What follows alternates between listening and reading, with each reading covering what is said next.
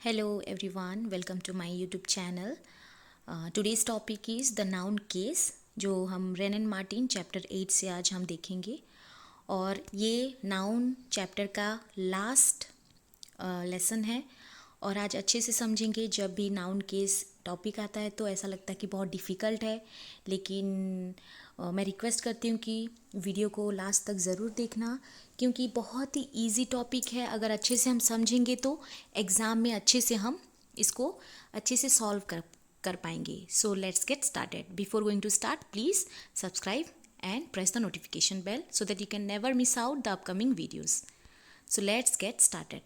तो आज हम सीखेंगे understand what case of noun is, identify different cases, use nouns correctly in sentences and solve exam oriented question. ये video में हम नाउन आइडेंटिफाई कैसे कर पाएंगे, उसका मतलब क्या है, कैसे करेक्टली हम सेंटेंस में यूज़ करेंगे, एग्जाम ओरिएंटेड क्वेश्चन को हम देखेंगे। First, what is case. हमें अगर केस जानना है, नाउन केस, पहले हमें नाउन को समझना पड़ेगा। अगर आप मेरे चैनल पे नए हैं तो नाउन के बारे में वीडियोस है, आप डिस्क्रिप्शन में जाइए और वहाँ लिंक है, वहाँ जाके आप नाउन के बारे में जो वीडियो है आप वो डिटेल देख सकते हैं। तो फिर भी मैं यहाँ पर कुछ इंट्रोडक्शन दे देती हूँ। नाउन मतलब नेमिंग वर्ड्स, जिसका एक पर्सन को दिया जाता है, फीलिंग, थिंग्स, जो भी हमारे आसपास चीज़ हैं जिसका नाम है उसको हम नाउन बोलते हैं। तो केस क्या है? Case shows the relation of a noun और pronoun to other words in a sentence. तो रिलेशन को बताता है, वो सेंटेंस में जितने भी नाउन होते हैं वो एक दूसरे के साथ कैसे जुड़े हैं, वो रिलेशन को केस बताता है। It tells us what role the noun plays in the sentence. चलिए एग्जाम्पल के साथ समझते हैं। Kinds of case. Nominative case, जिसको हम सब्जेक्टिव केस भी बोलते हैं, एक्यूजेटिव केस, जिसको हम ऑब्जेक्टिव केस भी बोलते हैं, एंड पॉजेसिव केस। तो एक एक करके हम समझेंगे, एग्जाम्पल के साथ समझेंगे। First, nominative case. What is nominative case? A noun is in the nominative case when it is the subject of a verb. ये कुछ भी नहीं है, अगर सेंटेंस में जो भी सब्जेक्ट है जिसके बारे में बोला जा रहा है वो ऑटोमेटिक क्या हो जाएगा? नॉमिनेटिव केस हम उसको बोलेंगे। फॉर एग्जाम्पल यहाँ पर देखिए, राम प्लेस क्रिकेट। ये सेंटेंस किसके बारे में बोला जा रहा है? कौन? वो है राम। तो राम हो जाएगा यहाँ पर nominative case. The sun rises in the east. Sun rises in the east, ये किसके बारे में बोला जा रहा है? सन के बारे में। अगर हमें पहचानना है नॉमिनेटिव केस, तो हमें वो सेंटेंस में अगर हम हु लगाएंगे, व्हाट लगाएंगे, तो हमें आसानी से नॉमिनेटिव केस और सब्जेक्ट केस हमें पता चल जाएगा। नॉमिनेटिव केस, यहाँ पर थोड़ा एरर है, केस ई छूट गया है। Nominative case and vocative case. हमें कैसे पता चलेगा कि नॉमिनेटिव केस क्या है, वोकेटिव केस क्या है? नॉमिनेटिव केस तो हमें पता चला कि सब्जेक्ट जो रहता है, जिसके बारे में बोला जाता है सेंटेंस में, उसको हम नॉमिनेटिव केस के बोलते हैं। लेकिन और एक केस है जिसको हम बोलते हैं vocative case. What is the meaning of vocative case? Let's see. When a noun is used to address or call someone directly, it is in the vocative case. तो अगर डेफिनेशन को देखेंगे, कुछ चीज़ों को हम अगर एड्रेस करेंगे और कुछ अगर बुला रहे हैं या संबोधित कर रहे हैं, तो उसको हम बोलेंगे वोकेटिव केस। तो यहाँ पर जो एग्जाम्पल मैं ली हूँ, रोहन, उसके बाद कॉमा, कम हियर, तो हम किसको हम एड्रेस कर रहे हैं? रोहन को। तो ये हो जाएगा वोकेटिव केस। उसके बाद friends, let us study together, हम डायरेक्टली किसी को एक हम बुला रहे हैं और किसी को हम बोल रहे हैं फ्रेंड्स, तो यहाँ हो जाएगा vocative case, friends. Mother please help me, तो हम एड्रेस कर रहे हैं। और कॉल समवन, डायरेक्टली। तो जब भी हम वोकेटिव केस को पहचानना होगा तो कॉमा लगेगा और उसके पहले जिसको हम एड्रेस कर रहे हैं उसका नाम होगा, तो हमें पता चलेगा कि ये वोकेटिव केस है। Next, accusative case.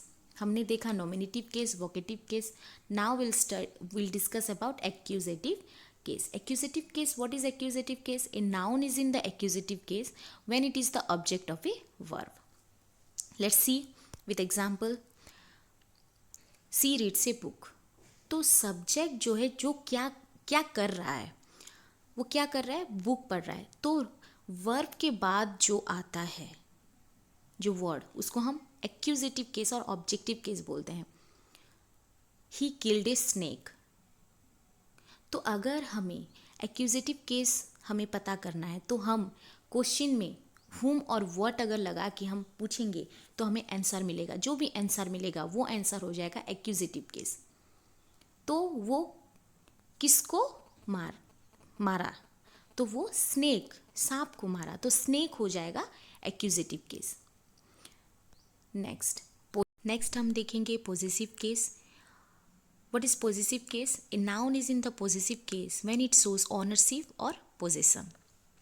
तो यहाँ पर हम देखेंगे कि possessive case क्या है। अगर हमें पहचानना है possessive case, तो एक ownership को दिखाता है, एक possession को दिखाता है, एक मालिकाना को दिखाता है। और ये हमेशा याद रखना है कि usually ends with apostrophe s और s के बाद जो कॉमा रहेगा। Let's see the examples. Singular noun में कैसा रहता है, राहुल्स बुक इज न्यू। तो यहाँ पर किसके बारे में बोला जा रहा है, राहुल का बुक। तो राहुल का बुक जो है, वहाँ पर जो ऑनरशिप है उसका बुक है, तो वहाँ पर एपोस्ट्रोफी एस लगाएंगे, तो ये हो जाएगा possessive case. This is the girls bag. किसका बैग है, गर्ल, एक लड़की का। तो गर्ल के पास जो हम एपोस्ट्रोफी एस लगा रहे हैं वो हो जाएगा अभी पोजेसिव केस। तो प्लूरल में कैसा होगा, नॉट एंडिंग इन एस। कुछ कुछ ऐसे वर्ड हैं जो एस में उसका प्लूरल फॉर्म नहीं आता। चिल्ड्रेन, चाइल्ड्स नहीं होता। तो चिल्ड्रेन में क्या है, एपोस्ट्रोफी एस लगाएंगे। Children's toy are scattered. Men's clothes are expensive. तो ये हमें ध्यान रखना है कि जो एंड नहीं हो रहा है एस में, जो प्लूरल नाउन एंड नहीं हो रहा है एस में, तो वहाँ पर भी हम एपोस्ट्रोफी एस लगा सकते हैं। Positive case with living and non living things. हमेशा हमें याद रखना है कि पॉजिटिव केस जो एपोस्ट्रोफी एस लगाते हैं, हमेशा हम उसको यूज़ करेंगे लिविंग थिंग्स में, not in non living things. जैसे कि the father's office is far. Father's office, father is a living being, तो फादर के पास हम एपोस्ट्रोफी एस लगाएंगे। The cat's tail is long, cat के बाद एपोस्ट्रोफी एस लगाएंगे, लेकिन हम नॉन लिविंग थिंग्स के बाद हम एपोस्ट्रोफी एस नहीं लगाएंगे, वो इनकरेक्ट हो जाएगा grammatically. Using of instead of apostrophe S non living things, हम क्या लगाएंगे, यूजिंग ऑफ लगाएंगे। जैसे कि the roof of the house, not the houses roof. ठीक है, हाउसेस रूफ हम नहीं लिखेंगे एपोस्ट्रोफी एस, तो roof of the house, the first sentence is correct. The legs of the table, not the tables leg. अभी समझ में आ रहा है कि हम नॉन लिविंग थिंग्स में एपोस्ट्रोफी एस नहीं लगाएंगे, वो पॉजिटिव केस इनकरेक्ट हो जाएगा। द पॉजिटिव,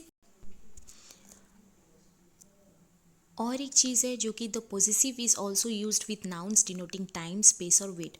हमने पहले देखा कि नॉन लिविंग थिंग्स में हम पॉजिटिव एपोस्ट्रोफी एस नहीं लगा सकते, लेकिन कुछ चीज़ों में हम एपोस्ट्रोफी एस लगा सकते हैं, जो कि डिनोट कर रहा होगा टाइम को, स्पेस को और वेट को। जैसे कि ए वीक्स हॉलीडे, ये टाइम दर्शा रहा है, तो ये इनकरेक्ट नहीं होगा, ये करेक्ट होगा।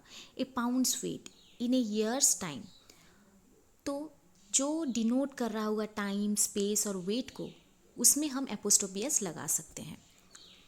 एग्जाम टिप एक है, always remember use apostrophe S mainly with living beings, use of with non living things. Non living things में हम ऑफ लगाएंगे, बट लिविंग बींग्स में हम क्या लगाएंगे, एपोस्ट्रोफी एस।